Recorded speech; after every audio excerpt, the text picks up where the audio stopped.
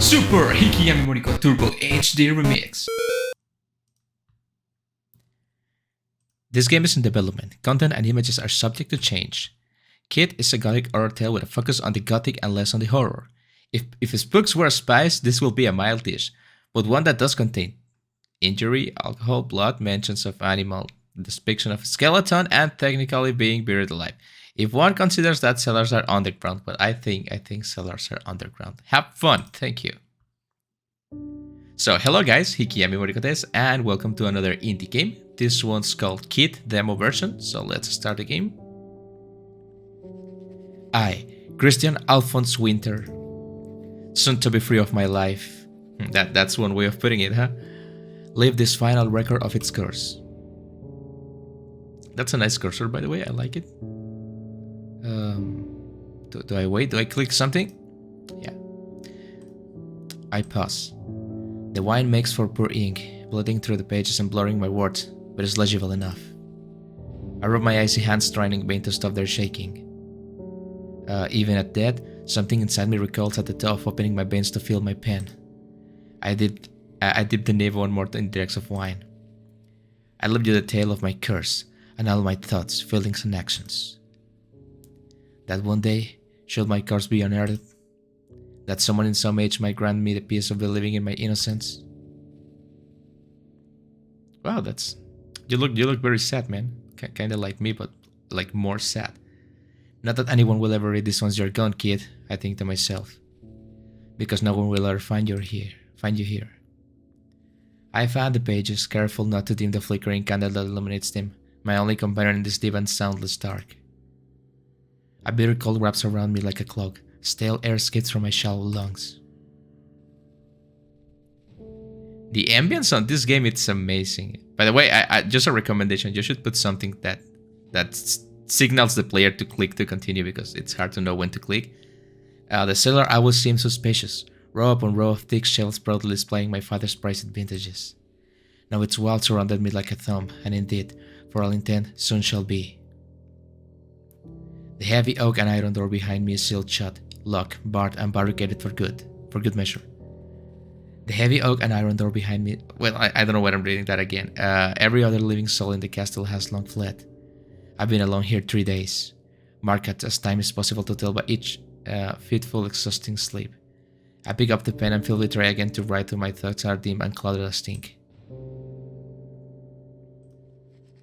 To you, my unfortunate reader, I bequeath to you a handful of candles, this journal, and one half empty bottle of wine. At least finish the wine. Why are you not drinking the wine? The candles were left strewn about, either by a careless servant of errant theft. You know, if it was me and I was about to die, like trapped in a cellar, I would be drinking the wine to make things easier, like to pass by that instead of. It takes some effort to be writing in wine, right? But fortunately for me, the wine, my only liberation here. My state of mind and sobriety are about what you might imagine. The journal I was carrying with me when I was called here. A leather-bound thumb embossed with raven in a birch tree, the crest of my house. Oh, that's a really good crest, I like it. Its presence is a small comfort, but one I will take. I mean, it's better than nothing, right? This time is against me, and yet the words still fight me, refusing to form. The aching in my heart threatens to overtake me again, rag my body with sobs, where they are from my lungs. It isn't fair. What have I done to deserve this? I have striven to be good all my life. Dutiful, diligent, and willing student by hair, a loving brother and son. And this is my mercy and reward for but? Yet, in the other corner of my heart, an old doubt creeps upon me, like ivy on the costly walls, the burden I shouldered through my life. In the face of suffering, I was told I should not grieve the hand I was dealt. Yet now, at this reminiscence of my life's end, can I truly convince myself that the world, was wrong about my hand and its tragedies? Can I be guilty by the fact of my own existence? Evidently, I was never a man of strong convictions. I set aside the pages, looking for a distraction from my thoughts. Of course, down here, there's no abundance of options. Well, I guess there's not much to do in it. I sat and began to stand. Time to take a turn about the cellar for the 100th time.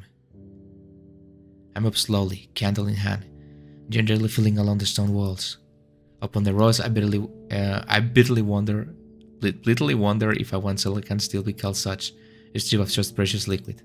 Yeah, I think it's just a cellar, right? The walls gaped with barren shelves, empty crates left strewn about. Perhaps some prudent members of the household I thought it was not to let the reminder of the family's priceless vintages to be buried here with me. Spirits know even Mother couldn't have emptied every last drop alone. The same cannot be said of the few things that remain. Objects of little value, too difficult and cumbersome to carry, or simply missed by opportunistic hands, abandoned here to rot with me. As I walk, I spy a lone bottle lying on the side, and what seems to be a stack of unmarked tin cans. Montresol. I gingerly pick up the bottle and read the label. It's an Amontillado sherry. Amontillado, I don't know how to pronounce. A favorite of Mother's. The cans appear on label and have harshly stacked. They are also, unfortunately, empty. I pick one and tap it. It rings hollow. Perhaps the kitchen staff was lacking in space? Regardless, I move on. Further on, I spy an old painting and Chris's phonograph, tucked away on a shelf. Maybe you can use that. As if my feet have mind of their own, I shuffle closer. Not the painting, the other thing.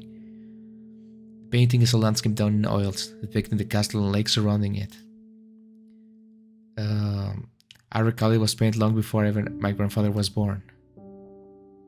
It's a really good painting. I like it. Yeah, it's nice. Let me appreciate it for a second. It is really good.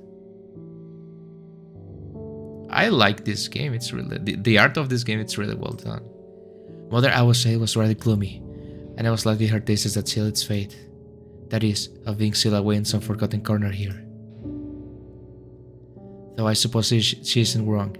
Lakes, seas, and fog are rather subjects for landscapes, reminiscent as they are of the other shore. This one in particular is a fine piece, faithfully capturing the rolling mist of Castle Winter, but I turn away, unwilling to gaze at it further. Not due to any strong agreement with Mother's artistic sentiment, but because I need a further reminder of why I've been locked here. And this. I never imagined I would see this here, in here of all places. The good old phonograph. It's a sturdy hand-turned wax cylinder phonograph, imported from far away at great cost. Though covered in dust, the wood is smooth and polished, and the brass horns glint against my candle's light. I briefly considered using it to record my study instead of the journal's wine-soaked pages. There are no recording cylinders stored with it. And neither do I want to look it for long, yet alone touch it. I move on. But why? Finally, I see the outline of what seems to be a large wooden chest. Maybe you can sleep in there. It has ropes in it, right? I made a rock that would plain and burial, larger and more aged than my grandparents' steamer trunk. That one that Chris and I will hide in during our childhood games. Don't tell me Chris is inside, please. Gulls of rubber were entirely like serpents. I don't recall seeing it here or anywhere in the castle, for that matter, before. It could have lain forgotten for decades, even longer, lost behind shelves and crates until someone unearthed it in the hopes of throwing away more of my family's heirlooms. If that is the case, it seems they were forced to abandon the idea. Yeah, maybe it's really heavy, right? The chest weight looks yeah. I push against it. It doesn't budge. The ropes still tight, on the other hand, are rotted away in places and looks like they could be undone with persistence. I mean, you don't have anything else to do in here, right? Circuit family treasures could hardly be adventurous to me in my present circumstances. Yet, the chances are slim the chest could still hold something of use. A pot of ink that hasn't dried up in decades since it was hidden, perhaps? Who could say? Ooh, can I save the game? Yeah, okay. So yeah, I would attempt to open it, right? Because, it's not like you have other choices down here. Why not? This is my family cellar, so naturally it falls under my possession. Not for very long, of course, but I digress. I consider my options. Unraveling the ropes would require more finesse than I could manage, even I had not required an extra hand for my candle. The candle? It could burn the ropes, but it wouldn't box itself aflame. Maybe? What ends you have over the remainder of my life is little, but I would rather not meet a fiery end here. That lives severing the ropes somehow. Well, I have the fortune of being locked in a wine cellar. A piece of glass should serve well. Oh yeah, you can break the bottle, right? I amble back to where I keep my few belongings and pick the empty bottle of red. Consider how I might break it without making a mess of things. Or myself. And in the end, simply I let it fall to the floor. Cautiously, I pick up a large heart and slowly return to the chest, avoiding the sharp jagged remains of a once priceless vintage. With candle in one hand and shard of glass in the other, I cut the rope, millimeter by aching millimeter. Here I am, about to die alone in a cellar, and the last sacred act of Earth's greatest accomplishment of my lamentable short life will have been satisfying my dying curiosity. After spirits know how long, the ropes give away. I pause, letting my hands and shoulders rest. And the candle's light flickers as I crack the lid open. It's gonna be someone dead inside. Cursing, I fumble for match of my pocket. I'm aware immediately of the echoing beat of my heart in my ears. The hours alone here have done little to assuage the complete and awful dread that comes from finding myself in complete blackness. It is utterly, deeply, despairingly lonely. Slowly, my breath, steady myself, I let my eyes adjust to the candlelight and stare straight back at a human skull. Yep, there was someone in there. It takes some time for my mind to register. It's difficult to tell at first. Some manner of wooden implements are lodged firmly in his eyes. Oh yeah, I see. Oh my god, yeah. This is not normal.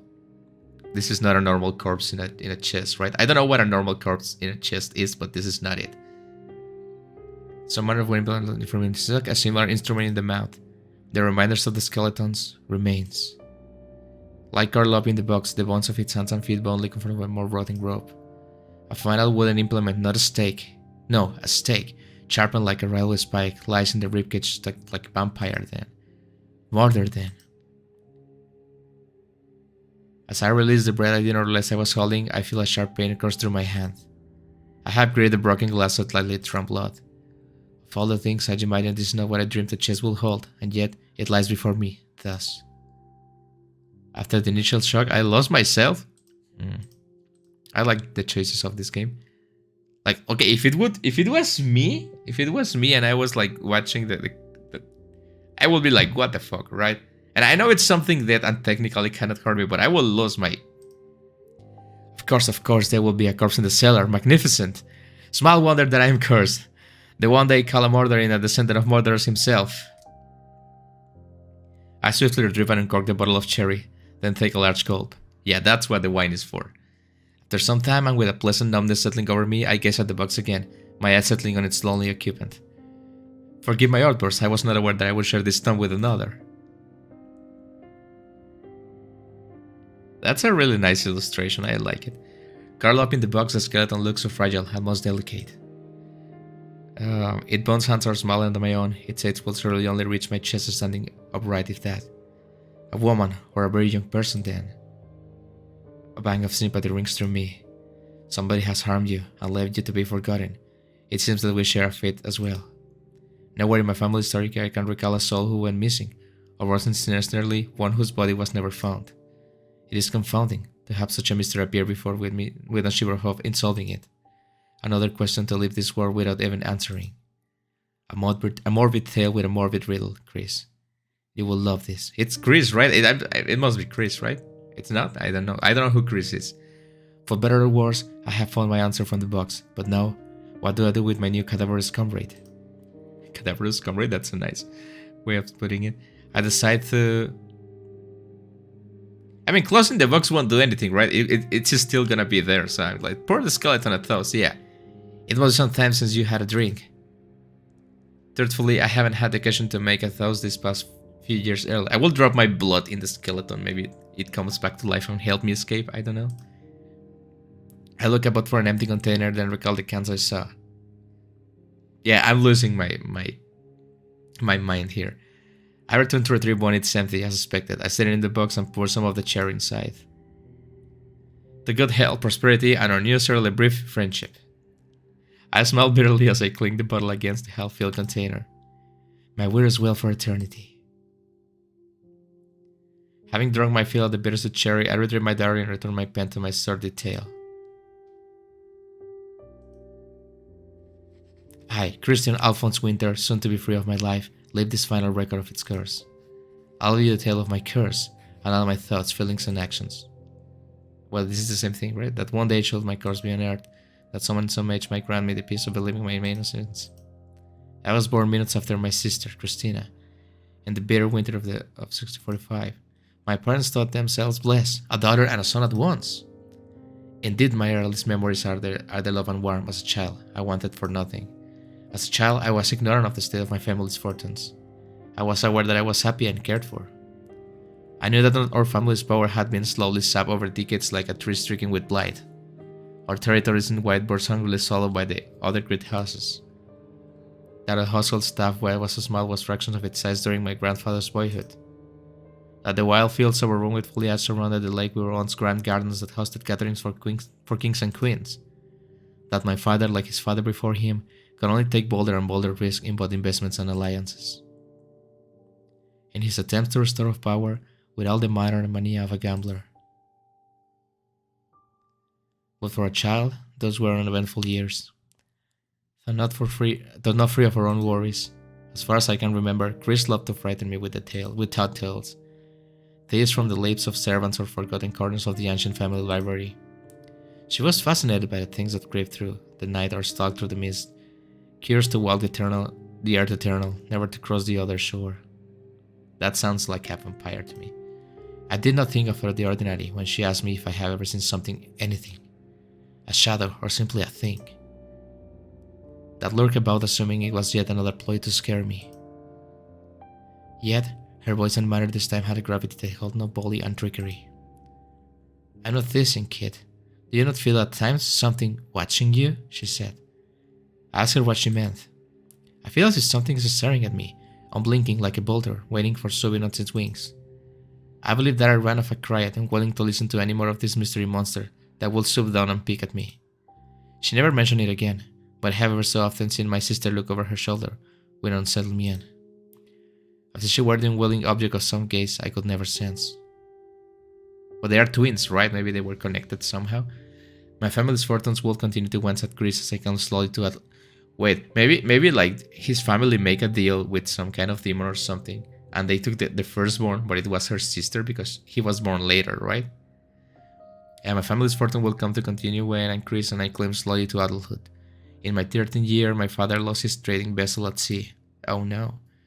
Scarcely of any value could be recovered. The ship's sudden disappearance, so visitors could only see it as a poor attempt at fraud.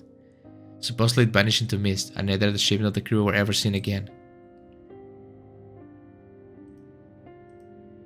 I remember my father's fury those months. The long hours, days and nights at his desk, the endless meetings and shouting matches with his business partners. The shouting matches with mother. Shouting matches? The way the barrier growth hot and will he entered the room, I reminded Wade even without his presence. If I had been cleverer, more diligent in my studies, perhaps I could have changed things, fixed things, lessened his burdens. But I was ever as useful as a dull blade to the trunk of a tree. That's harsh with you, buddy, right? The following year, during a visit to our state, my cousin Franz was injured in a fencing accident. My aunt, who never seemed to enjoy her visits with us, a feeling quite mutual to Chris and myself, flew into rage, claiming it's a consequence of spending any time with so misfortunate family. I recall feeling a little guilty, wishing it meant she would cease her visits for a while. My aunt and cousin were never kind to me. Franz would tackle me or pull my hair, and when I could only stare at him in loathing, he taunted me for looking like a boulder. That's the second time that they mentioned a boulder. Ugly, my locks a mess about my face, blue eyes staring hard ahead, lest I break with tears. My dear cousin, I'm sorry for your fate, for you should now shall sail mine as well. My hand shakes, and I cannot tell if it's the cold, the alcohol, or rage. I thought myself at peace with my fate. Well, it seems the mind is fickle. I stare at the pages with equal amounts of weariness and disgust. Why must I perform this farce of finer rites for myself? Why not seize this, except that I know will light a candle for me, nor pray for the mist of the other shore to part for my soul? For if I could not control my fate in life, then what of death? Wraith, spirit, demon, what have you?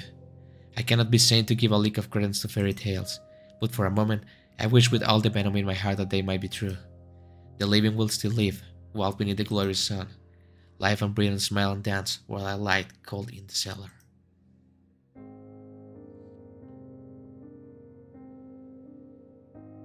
Do I click something again? Yeah. I bury my head in my arms to rest my side. A moment, but exhausted from the mental effort, drift off into nothingness. Time to sleep. How much time can someone survive in a cellar just drinking wine? Again, I have to click. The rain is ceaseless. The rain is ceaseless, pouring. The candles we quite obviously forgot, but the flowers will ruin swiftly as well. It had looked clear as our prior. Bad luck again, of course. It matters little to me. My feet are planted in the mud, but I feel as a ghost, at once present and distant from the somber entourage. I look for Chris, not with my beneath from umbrella, wondering if she's warm. Chris is not here. Every time I'm forced to remember it's a knife in my heart. Chris is not here. A voice rings out distantly, but I pay little attention.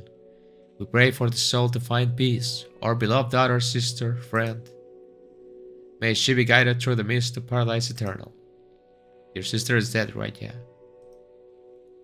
I feel a gloved hand squeeze my arm, more for its owner's support than mine. Mother holds a bouquet of lilies in one arm and tugs at me with the other. I follow obediently, wielding the umbrella as she shields well kneels by the water, scattering the white flowers over its surface. Voices whisper like the wispy murmuring of insects. How cold. They did say he was aloof. Not even a tear for his sister. What a pitiable family. How could they know? How could they know that the kid that stands in the mud before them is an empty shell, unable to cry or laugh or scream, broken, his heart gone along with you? Something white catches my eye. At first I think it's a stray lily, but it billows like curtains, like a woman's white dress. I drop the umbrella. I wade deep into the lake, ignoring the torrent of rain. The startled cries soon I can no longer hear them, nor fear the call of the water. This is such an interesting story, I have to say. I'm no longer by the lake. Everything is blackness around me. But she's still here, spectre in white. Oh, whoa, whoa, whoa, whoa. That's a sweet illustration. Yeah, I like this. It has to be Chris, right? Chris, I shout. The figure is indistinct, her image swirling and shifting before me like mist. I can see her eyes. I can see if she's who I hope or fear she is. A nice transition. She does not move her mouth, but I hear a voice all the same. It's familiar, but I cannot be sure if it's hers. It's so distant and faint, cracked and crumbling like sand. Kid. Begin. We only have so many. Chris, it is you? Wait! But she too melts away before I'm given the answer, and I'm returned to blackness once more. But this was just a dream? Just a dream. Just a dream. Or this really happened. Something warm. That once was warm. I hold it in my hands. It's sticky, slick. The beating stops. I know no feeling, no sensation, save numbness. Are you cold? Excuse me? What's happening? I break slowly, languidly through the edge of wakefulness, returning to the pitch blackness of reality and an empty cellar. I fumble for a candle and clumsily light it, hand shaking terribly. I reach for my journal, and I think about igniting it, watching the words burn away to nothing while I curl against the wall, close my eyes and hope never to wake again. It will be so easy to simply give in, to walk into oblivion without memory, without resistance. Damn the mist, damn the eternity. As I turn the pages absently, my candle flickers over an inscription in a familiar hand. Dear Kid, I do hope you plan to use this journaling as a proper habit. I want no excuses when you leave me alone to go off to university. Surely your classes will not be so stimulating or dreadful that you forget to write to your older sister. With love, Chris. I miss you so much. If I could have swapped places with you, crossed the mist of a distant shore instead, I will have in a moment, without hesitating a breath. I know that if I am to find my way to you in the paradise beyond the mist, then I cannot pass with the stain of my soul without holding fast to my innocence. I must not let my fate drive me to madness and revealment, nor leave my task unfinished and risk my spirit to wander out of eternity. With a heavy sigh, I set my pen to the pages once more. The years following were mirrored by more accidents and misfortunes. Yeah, this sounds like a curse, right? A portion of the castle wall collapsed, matter when missing my father and one of the gardeners, Viola. Viola? We had no find of the repairs, and the entire section was simply walled off. Mother's maladies worsened as time went. By some days she seemed her usual bright spirit and amiable self. Then one other she would be unable to leave her room, lying in bed, afflicted with unending fatigue. She was depressed. Right? Father's extensive trips outside the estate meant her care failed to Chris and myself. The doctors could never unravel her mystery illness. And the mere mention of holidaying in warmer climes for her health brought only vehement refusal to part from us. She will often take a drug to suit herself instead. Yeah, sounds like she was depressed. They couldn't find the mystery illness because it was depression. I cannot help but let my thoughts stray toward my parents. Where are they now? Are they safe? Those mother remains of father's side? Did he abandon her as well? Despite all, I know he could not let her come to harm. Or would he? Is he regretful at all? Of his constant betrayals of her fate? Or the fate he is now left to me? All of a sudden, I pity them more than I do myself. Subverting nature's course, burying another child, how must they feel? Well, I'll never get to know. What? Why is it in black with red? But after all, I cannot blame them. They had no choice, I failed them. I think this guy is like taking all the blame. But seems like their parents really have a rough time, right? I don't think they had a choice. To the world, to an impartial eye, this is just my ending, the punishment I rightly earned. Even were my parents to believe in my innocence, what could they do? The king himself will settle for naught but my blood. They still stumbled you in a cellar.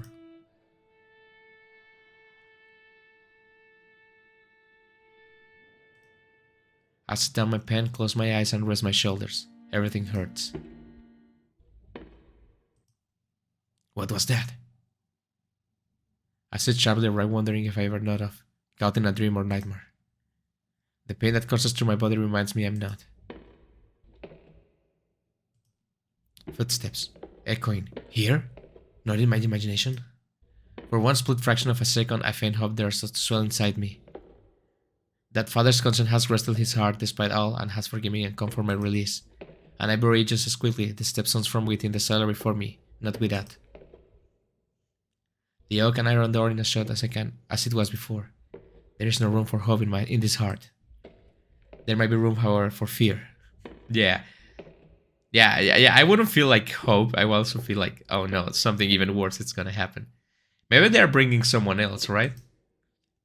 And maybe I can die not alone. The steps are loud, yet indistinct, as if from a distance, but from it sounds very near. Impossible for a rat to make if I'm reminded to scurry here then. Chris's words echo. I'm not teasing, kid. Do you not feel it at times? Something watching you? Spirits, help me. Whatever it might be, I look around frantically for something I might arm myself with. And spy the chest with an unfortunate inhabitant. The wicked steps piercing its skull scare out viciously. Oh god, this is a complicated choice because I really don't want to remove the stake because they might be sealing something inside the skeleton and I don't want it to come out. But if I grab the glass, I might cut my hand, right? So I'm gonna grab this stake just because it seems more interesting. Swallowing, I pull out the stake that looks the loosest, the one in his jaw. It comes on with less resistance than expected. Gripping it tightly, I inch towards the sound. Closer and closer. Louder and louder. Coarser and coarser. My own muffled steps ring in line with whatever phantom footsteps belong to, like a macabre dance. That's it. Again, from the start. Step, slide, and step. Turn a bit more. Kid, stand closer. Mother? Must I? My own disembodied voice calls out from the depths of the cellar. Yet nothing lies before me but an empty shelf. And Chris' photograph playing on its own? Oh, okay, that was the sound. The step slide step of vanishes across the music room floor. I'm back, it is my turn. Oh spirits, who left this recording? Okay, so no one's coming, okay. I just desecrated a corpse for nothing. Sophie, that's it, again from the start. Step, slide, and step. Turn a bit more. Sophie, kid, stand closer. Must I? I have been practicing dance steps all morning. The polka, the mazurka, and now the waltz, or so they are called. For to me, they are confusing and jumbled of movements, mixing themselves in all manner in my memory. My feet, legs, arms, and shoulders, a leg. I'm back, is it my turn? Oh spirits, who left this recording? Chris struts over to the phonograph. Recording? So that's why I didn't play any music, I thought it was broken. Great, I told you not to touch it. I hardly have any cylinders left and you waste another. The wax ones? I thought you had a whole crate. No, somehow they sent us a box full of empty containers by mistake. It'll be months before another shipment arrives, another bad luck thing. I didn't realize, I'm sorry Chris. Man, they are really twins. She sighs but softens her expression. It's alright, here. To listen back. You change the stylus like this, see? Then you slide on the cylinder you already recorded like this. She deftly flits with the wood and metal contraption, then reaches for a canister pill neatly in the cupboard. Let's see. Find that waltz the kid was playing on the piano there. Absolutely not. Kid, it's only for practice. It's not finished, and my playing is utterly horrific. You can practice here and now, Christian Alphonse. Or we can have you take the lessons from your Aunt Rosamund. Oh, very well. I sigh defeated. I take my place next to Mother as the recording starts. I can hardly concentrate as the thin, inelegant notes of the piano are played back to me, and I stumble over Mother's foot. Oh dear, here, let me. Mother gives her relieved expression as Chris takes her place and gently corrects my form, adjusts the placement of my weird limbs. Just relax, kid. I can't. This is even worse. If you make a fool of yourself now, dear, I'll save you the embarrassment later. Horrible, the both of you. Yet, with Chris calming guiding me, reminding me of the steps and make quick corrections, I do begin to relax. By the third playing of the awkward tune, I finally have some resemblance of grasp on the dance. Man, it must be really horrible to like being stuck in a cellar, living what are probably your last moments of life, and like hearing this reminding you of like a time that obviously you didn't enjoy back then, but now looking back is like a precious memory, right? It must be really painful. The phonograph lies silent. That this damn thing should make a fool out of me once more. I relax my grip on the wooden stake. I nearly laugh a lot of sheer relief and shame. Perhaps I was right. It really was broken. How else should I play it on its own? I said there was no cylinder affixed to it, but I have never had affinity with such contraptions. And doubtless my mind is beginning to play tricks on itself after being trapped here so long. One never knows. I realized suddenly it's the first time I heard her voice in nearly 3 years. I wound out the phonograph again, my shaking fingers gripping the carved wooden handle like that. I cannot help it. One more I wait for the terrible and aware noise of my footsteps. Mother's instructions and my own short protest to end, until finally her words return. I'm back, is it my turn? Oh spirits, who left this recording again? I know it's scolding me, true. But you could lecture me about every single minute of my faults. You could tell me you hated me, despised me. If it meant I could speak with you even just one more time. I stand there, soaking in the memory for some time. Finally, I return my gaze to the phonograph. Let's make sure you don't make quite so much noise again. I say as I awkwardly pry the wax cylinder of the device. I examine the contraption again. It is strange. Everything that lies here is clocked in years of disuse, yet on the object before me the dust is nowhere stick. The phonograph in memory was shining anew. It was Chris' birthday gift from that solstice 3 years ago. She never had long to use it, and none of us touched it after she had gone.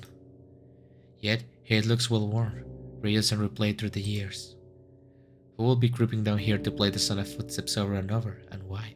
Probably your mom or your dad, right? Or were they like me, only seeking to hear her voice? But if so, why keep it buried in the cellar and not in some place closer at hand? That's a good question. I sink down to the floor. My head sinks with pain. This mystery does not help. I will die for a drink right now. Where was that bottle of sherry? I must have left it by my bonny friend after sharing a toast. I make my way shakily back to the chest where the skeleton rests, that lifeless wooden stake still in my hand. Forgive me for borrowing it. You're not gonna return it, right? I think it's even more cursed. I say as I set the stake down beside the chest. I'm sure it wasn't very comfortable for you where it was prior. Well, I guess it's the correct thing to do, right? I settle down by the box and locate the empty can I use as a makeshift cup.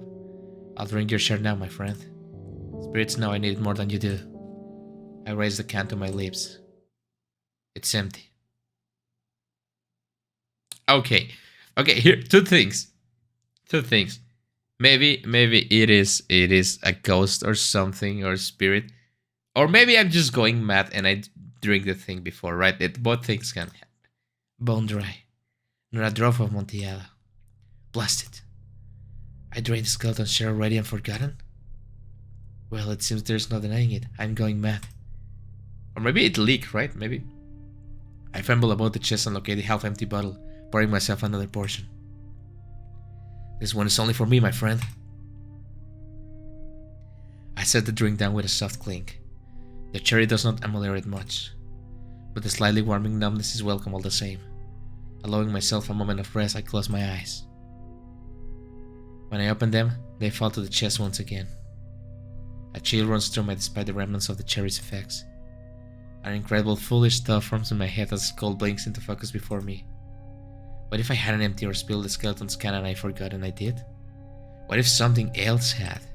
What if... Stop.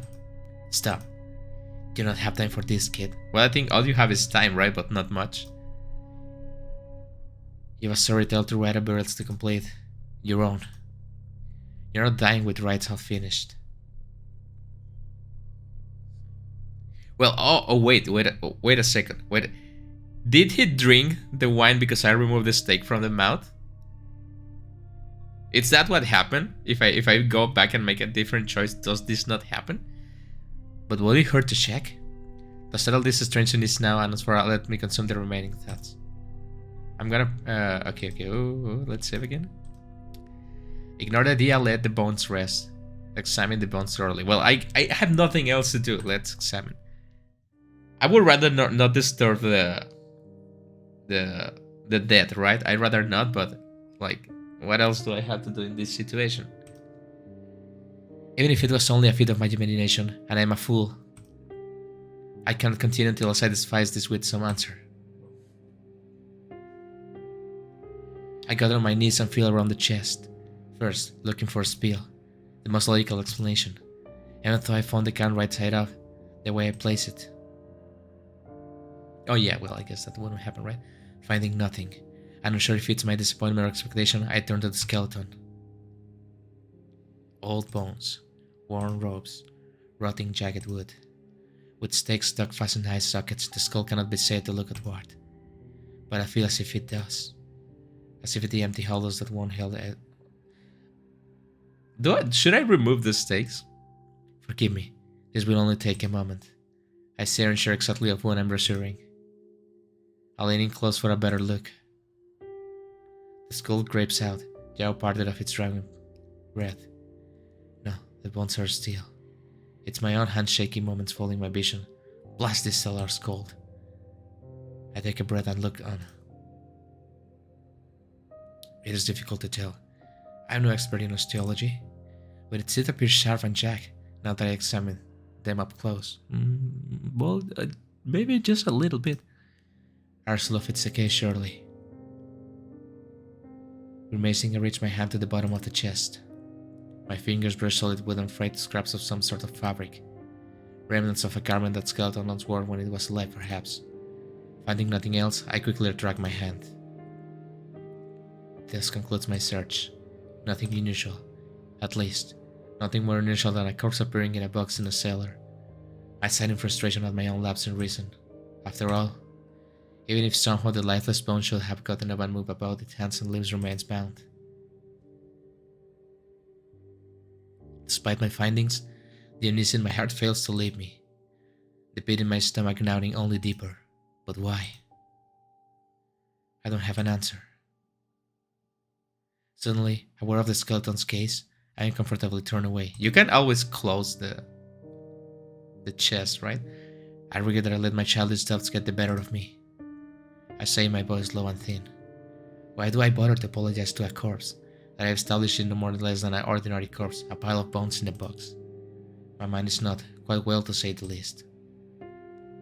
Giving the chest a final look, I carefully took the cherry away and returned at last to my journal.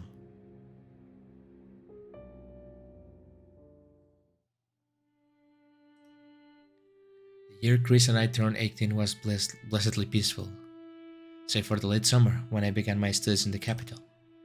The mix of emotions within me wasn't indescribable. I felt something like a fledgling shed of its down, spreading its strange new wings for flight. Though I traveled plenty with father, seeing the great lands and cities of our neighbors, Whitehorse was all I truly knew. Mother and father, Castle Winter and Chris were all I knew. It wasn't easy to be parted from my twin for the first time in our lives, to say the least. Of course, of all the people to come with me to university, they could be none other than my fair cousin Franz, or I him, as I put him. He wasted no time trying to frame me as a pariah, exaggerating the rumors that swirled around the house Winter, but thankfully neither subtlety nor persuasion were ever his graces. That which is dangerous tends to attract attention, for good or typically ill. And, keeping cool on Fran's ravings, I found myself with a popularity I never asked or nor expected. Quite to my cousin's dismay. Despite excitement, all interest in me died down soon enough, reduced to the usual whispers, and I found myself with a few friends as before. Returning home for the winter holiday after the flurry of those restless months was a relief. And, just in time for an unforgettable solstice festival. My parents had saved for years to host a grand ball for a coming of age. A bit old-fashioned, but a tradition of the great families to which we belong, overdose status notwithstanding. It was one of the happiest and most bitter days of my life. It was then that I first learned heartbreak. Yet, in the smiling faces of my family and my joy in seeing Chris reveal her spotlight, I was content. I knew that celebrating together this way would be difficult, as we were older still, and the path before us diverged, and so I treasure it. I could not imagine it would be the last. That's wine, right? But that got me.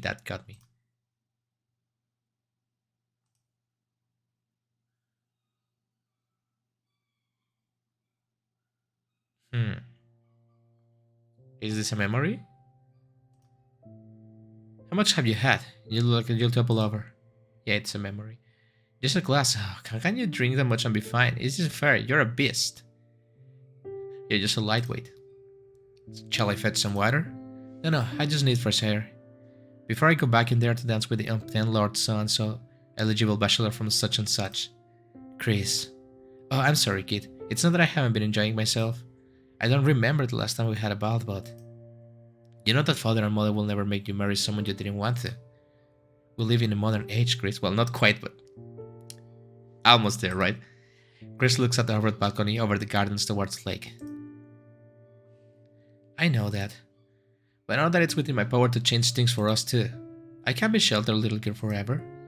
You don't have to live your life for anyone else. Just live as you see fit. Besides, you're not alone in this. The person I marry will become the next Countess of Whitehorse. And I'm not optimistic there's a lady who meets even the modest of father's expectations. Father's expectations? Was it about living life as you see fit? A lot of choices. Duty comes before happiness. Well, I don't agree with that. But at the same time, I agree with that. This is a difficult choice, right? Because obviously you have to live your life for yourself, right? If you never do what you want, you're gonna live your life full of regret, right? Like, at the end of your life, you're gonna be like, I should have done this, I should have done that. Like, I'm not even that old. I think I'm halfway through life, and I don't regret the things I didn't do, right? Just because I did things out of duty, right, for my family. Like, obviously not to this extent, right, and not to like the stakes in this game are really high. I'm not talking about the stakes in the skeleton. But yeah, you have to do what you want. Like, other people will never be thankful to you anyway, so you have to do what you see fit for you. I don't need romance to be happy. That's well, I do think people need a significant other to find happiness. It's not all the happiness, but you definitely need to share it with someone, right? Like, if you share your happiness with someone, with a lover, it doubles, right, for you and for them. It's better. I don't know if I want to marry. Yeah, that's a valid option, and I don't deserve happiness. I think everyone that's a good person deserves happiness, right? I don't think bad people deserve happiness, but telling what makes a person bad, it's really hard. So, I don't know if I want to marry. Yeah, I shift away. I'm unsure if I could ever let myself feel the way about someone, or if I would want to. In some ways, it's more of a relief to think of marriage as a transaction, an exchange of powers, and be done with it. You aren't just saying that because Lady Anja refused to dance with you, right? Oh yeah, he said he experienced heartbreak, right? In front of the entire room, are you? Admit I felt as though my soul briefly departed my body then. But no. I had these thoughts for some time. Chris slowly touches my arm. You don't have to end up like father and mother, you know? You could meet someone wonderful. And it could stay wonderful for our whole lives. I turn my gaze to the night sky, blue as ink, speckled with distant stars, the full moon shining low and lonesome. I know, but that seems like a dream. Sensing my need for distraction, Chris quickly changes the subject. Did you see earlier? Franz accidentally spilled his entire glass on Lady Margaret's dress. I'm glad it did not. For if we were in the room, he would surely have blamed me for his bad luck. A sudden night chill accompanies the final strains of the mazurka from the ballroom. As I glance inside, I'm sorry if I'm mispronouncing some of these words. I'm not familiar with some of them, and sorry. I catch a glimpse of white. White like a gentle snow amidst the vivid garden of colorful jewels and gowns. Chris, did you see that? See what? Oh, stop. You're pretending to see a ghost, aren't you? How many heads does it have? Limbs, chains, bloody bandages? The figure in white glides more than walks across the floor, her gown shimmering like the sun upon frozen waters beneath the chandeliers. Locks of her hair roll in silver waves. I can think of no word to describe her, save breathtaking. What is that? Then she stops, as if waiting for something, someone. Suddenly, in a way I cannot fully describe, I am drawn to waste at once. Atop a balcony deep in the night, I face the brightness of a ballroom or steps from where I stand. A threshold between light and dark, my body is its boundary. The ballroom is incandescent, wild and bright, a place emptied nearly all my life, and never leave its purpose until tonight. The fullness of its light and life is strange, but not unwelcoming. Rather, the one it offers the laughter and music and candles, it entices. And yet, the darkness outside is familiar. The darkness it cannot truly be called. With the brilliant moon and an endless set of stars, far away call its fear distance, but steadfast and gentle. Never harsh, never casting down their judgment. The night wraps around me, accepts me. It embraces is what I know. I'm unsure of how long I stand at the threshold. Time feels like a dream. A scene I can swear I am looking down upon, while I know it's surely that I live and walk within it. Finally, Ooh, a red choice.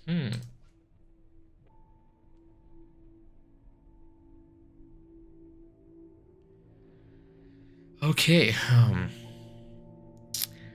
Okay, I think I know for a fact that this is the night the sister dies, right? My sister dies.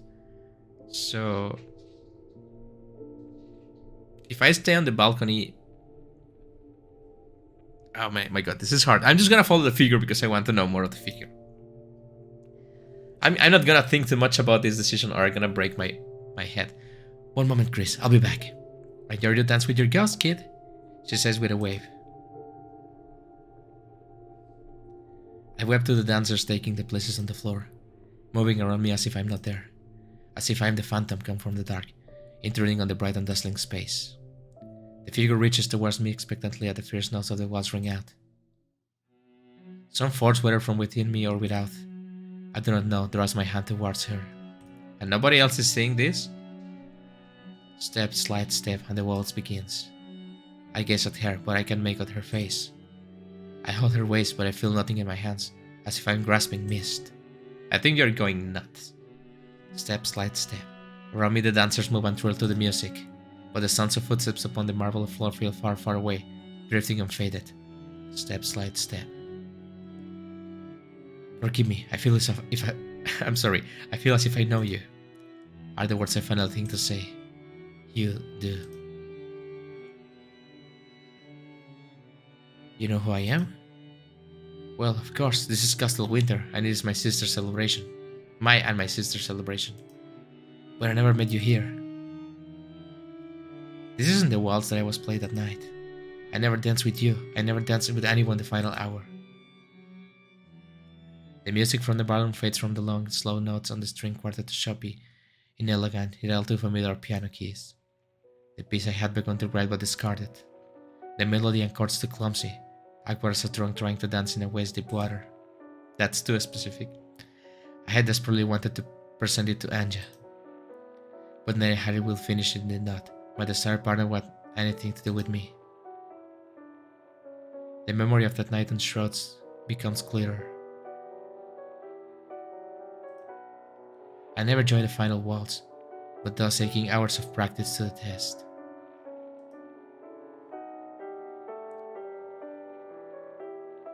A painful rejection after I mustered the courage, all evening to ask for one dance. I'm sorry if I'm taking my time to read, it's just that this song reminds me of something. My face frozen like a statue, a cacophony of whispers. Walking out to the balcony, Chris comforting words were sustaining my mood, though I still avoid the ballroom floor, the mother's chagrin. Why does this version of that night feel so real, as if I'm living it again? And why does the regret of those memories seem to melt away like a snow as I perform the waltz anew? I'm sorry for breaking the immersion, but this song reminds me of the intro song for a game called Rusty Hearts. I think the name of the song is called Lament of a Rusty Heart, and if you want to Google it, it's a really good song, as well as this one. But it also kind of just a little bit, like, this song reminds me just a little bit of one of the Persona 4 songs. I can't remember which one. I think it's I'll Face Myself, right? But this song is really good. So is the ghost my sister?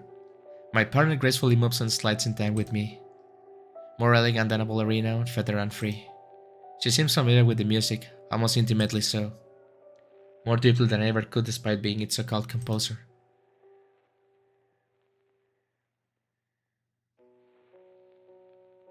Man, you can really appreciate the art of this game. It's really good, and it's quite unique, right?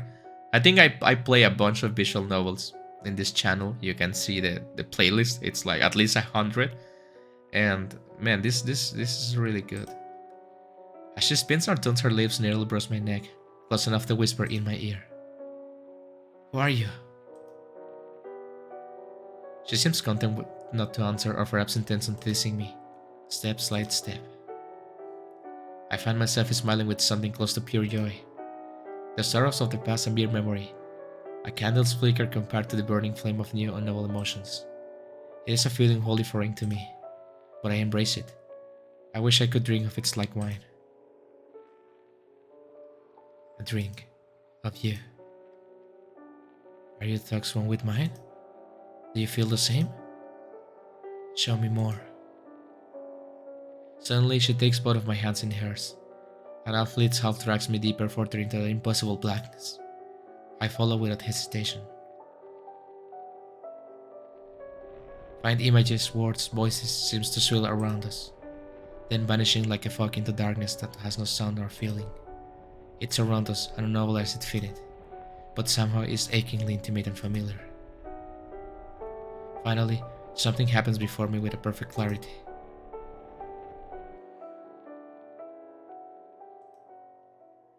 Ink black ebony polished to a mirror shine, an intricately carved bench with a velvet seat, a perfect row of ivory keys, white like teeth. My piano, I say with wonder. I touch the keys with tenderness, as if my instrument were an old treasured friend with whom I never expected to be reunited. The sound from its note is rich, warm, and enveloped me like velvet. It's the ghost the piano. The plush sheet welcomes me once again as I begin to play. Fingers taking their turn to dance across the keys. A reprise of the waltz my body just performed. They move with joy in the reunion. Take delight on the fountain of emotions within me, cascades to my very fingertips. I sense but do not see, the figuring way watching, listening, drinking of the music of my feelings, savoring my desires. The melodies flow, the chords imperfect, but it is mine. Finally, with a last diminuendo, I let the keys fall silent. What?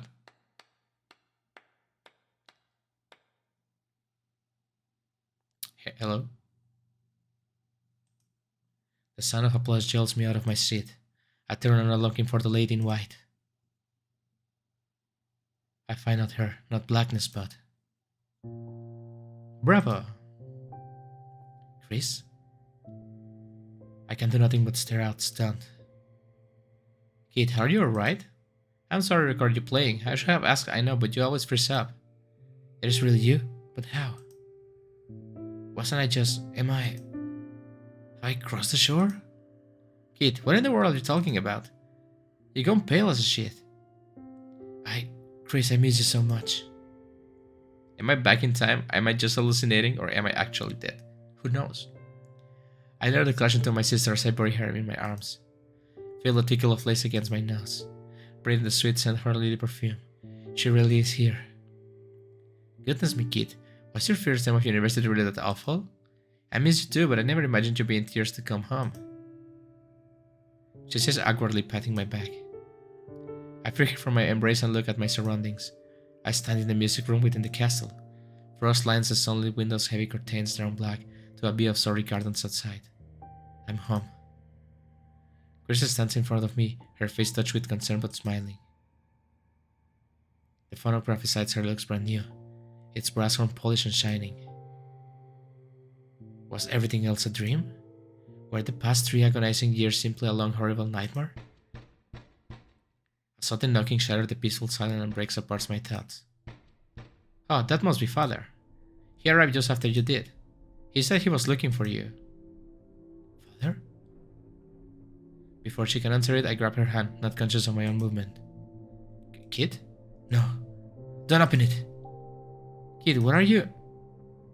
No, please. Don't open the door. Is she gonna die in here? Like, right now? Chris is gone. But so is the room, the knocking, the door. And I sob. I sink down into the nothingness of the void and sob. To lose her again, but equally from relief. And the shameful thought that draws off my cries even further. Until the well of my being dries, dry beyond bone. And I'm nothing, but an empty house with emptiness.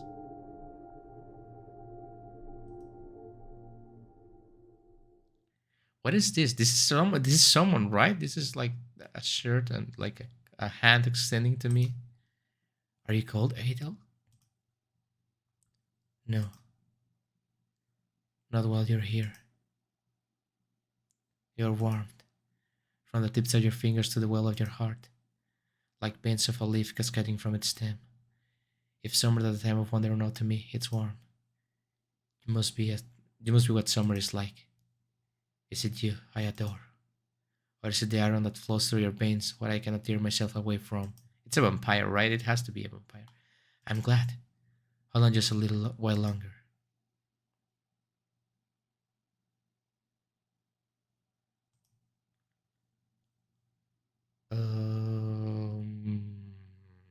Okay. End of the theme.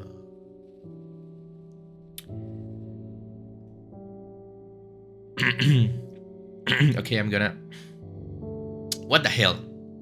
What the hell did I just play?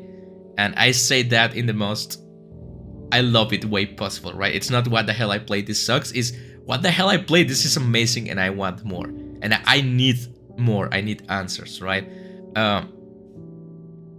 Okay, but you know what? I'm sorry. It's been a while since I play a game that left me truly like speechless. I consider myself very good at telling where stories are going, but man, this gave so many turns and twists, and this is really well written. What the hell, man? I'm sorry, guys, but I'm just in utter disbelief of how amazing this game was, of this demo version. Okay, there's some words of, I guess, the developer, Ellie. Hey, you reached the end of the demo. Thank you so much for playing. Thank you so much for making the game. I'm Ellie, also known as KUYUAN. I'm sorry if I'm butchering your name. The solo dev behind Kit. If you'd like to keep up to date with the project, feel free to check out my Twitter or Tumblr pages or follow the devlog on itch.io. If you have any questions, comments, etc., please let me know at any of the places I mentioned. There's also an optional Google form where you can leave. This is a link, right? So if you guys play the game, you can click this link and you can leave the feedback if you want. Thanks again for making it this far. I really appreciate it. Have a good one.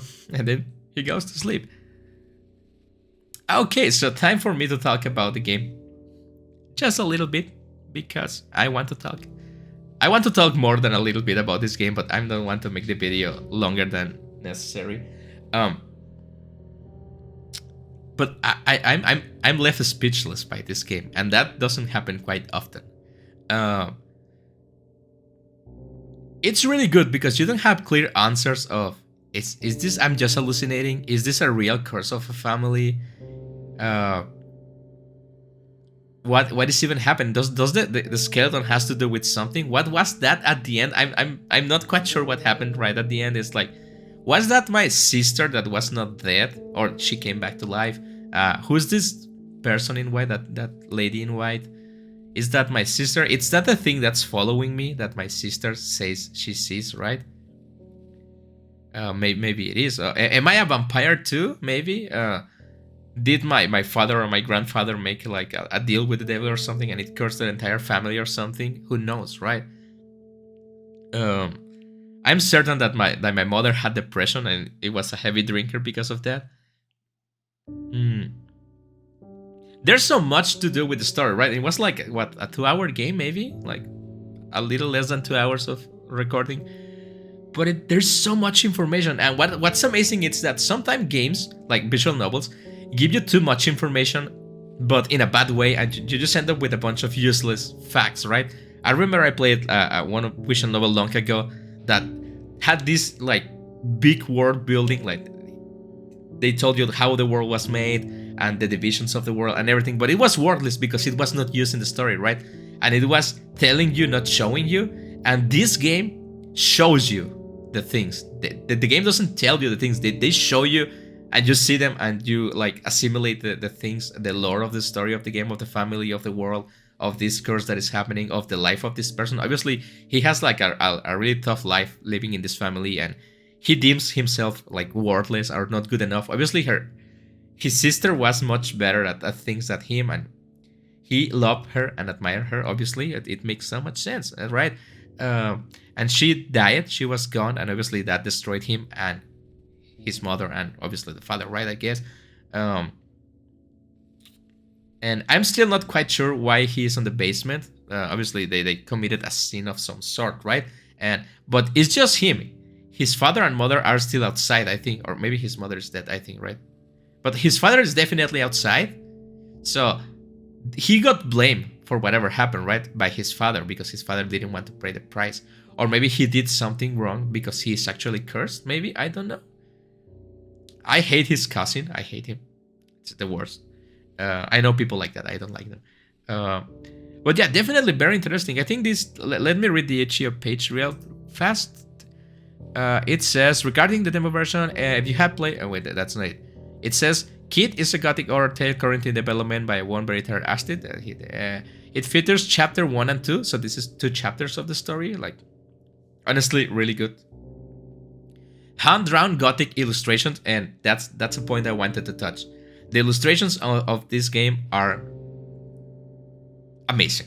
I don't have a better word than amazing, right? I'm a man of limited words. I'm sorry. They are like, I don't know. It's just so good, and it fits the game so well. The narrative of the game, the illustrations go really well with it. The music goes really well with it, and it says it's made by one person. The game, right? It's just one artist, and man, you're nailing it. KUYUAN, I'm sorry, KUYUAN, I don't know. I'm sorry if I'm mispronouncing your name, but you're nailing it. The illustrations are amazing. I love it. And Hunting original soundtrack. So the illustrations and the soundtrack are handmade original for this game, and that's the reason they fit so well, right? I understand not every developer can make original illustrations and not every developer can make original soundtracks, but when they do, and they do it this well, it elevates the game so much because it feels like a really unique experience that you can enjoy, and you can really... You don't need the game to tell you the world if your experience needs through music and illustrations, right? That's why that's a visual novel, right? Otherwise, I will just be reading a book. That's the advantage of a visual novel, right? You use amazing illustrations and perfectly fit music, and you can make a game this amazing. I'm sorry if I'm just praising this game, but it's just amazing. And if you're a developer that wants to make a visual novel, take a look at this game. This game has everything a good visual novel has to have. Amazing illustrations, because that's the visual part of the visual novel, right? Amazing writing, world building, and depiction of like characters, not telling you what a character is just by the way they behave, right? Yeah, I think I don't have a single complaint about this game. My only suggestion is, and again, that when the screen is not showing any text, you should put a prompt on screen like click to progress or something like that, or maybe a symbol, right? Because sometimes you don't know if you should click or not, and that it happened to me in other games that you don't know if you should click or not to progress the text, and you do and just skip something, and that's very annoying, right? So maybe that's my only little suggestion, but it has nothing to do. It's more of a technical aspect, right? It has nothing to do with how amazing the game is written, illustrated, or the sound, right? I think that's three things. It's just perfect. I'm sorry. It's when something is perfect, you have to say it. I'm sorry. It says the full game will feature words, a lot of them, I expect it, multiple endings. Again, something really important and that I really like in visual novels, and this game nailed, it's the multiple choice, right? There's a lot of choices in this game, and if you guys want to play this game, and you should want to play it because it's an amazing game, and if you don't want to play it, I don't want to be friends with you. Okay, I'm kidding, but play the game. The link will be down in the description with all the games I have played so far, so give it a try, pick other options that I didn't choose, and experience the other part of the game I missed, right? There's a bunch of really significant choices, and especially the red one. I think it's something that really defines what's gonna happen. At least one optional romance. It's gonna have the full game. It's gonna have one optional romance, and plenty of Poe. I guess it's Edgar Allan Poe, right? References. I love it. That's one of my favorite authors. Such amazing books. I really recommend them. And we have the protagonist. That's Kit. That's Christian Alphonse Kit Winter, the woman in white, and more. And it's like 3 characters, right? I think one's the sister and maybe the cousin. I don't know. Okay, yeah, I think that's all the itch.io page has to say, right? And back to the game. I hope this game comes to fruition. It doesn't matter how much time it takes. I want to play the full version because, oh my god, I love it. I love it. Yeah, I think I'm failing at giving a proper review of this game because I'm just thinking of how amazing it is. But yeah, I love it. Another thing I really love about this game, I know the author said it's not about it's gothic or more emphasis on the gothic than the horror, right? But I think it's a good horror game. And my favorite part is there's no screamers. I hate when people want to make an horror game and they just put screamers in the game. It diminishes the value of the horror genre, right? When you're hearing footsteps, it's really spooky. When the little drop of blood falls on the page, it really gets you on your nerves, right? Especially because you don't know if you're going mad, if the character is going mad, right? You're like, am I going mad? Is this really happening? It's just his imagination. He's just going completely crazy. Is this something that is really happening, but it has to do nothing with ghosts and magic and specters and curses, or it has to do with everything, right? You don't know, and guess we won't know until the full game releases. And yeah, I'm glad I played this game. Thank you, developer, for making the game.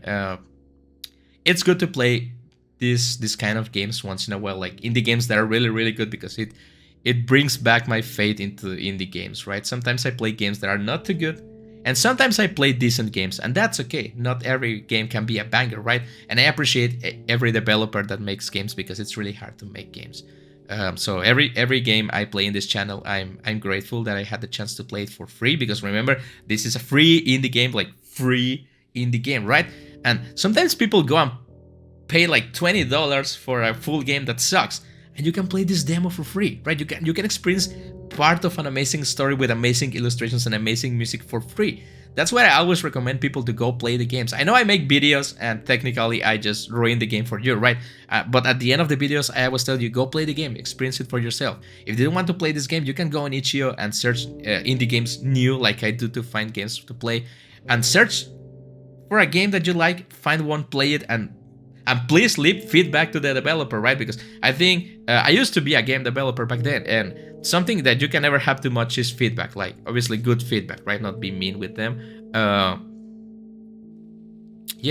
But like playing this quality of games, it's really enriching for my soul, right? It's really good. It's like reading a good book. It leaves you with a good feeling. But I hope I'm still alive when this game when the full game releases. I'm not gonna take much of your time, guys. Once again, thank you, developer, for making the game. Thank you guys for watching the video, and I will see you in the next indie game or stream. Goodbye.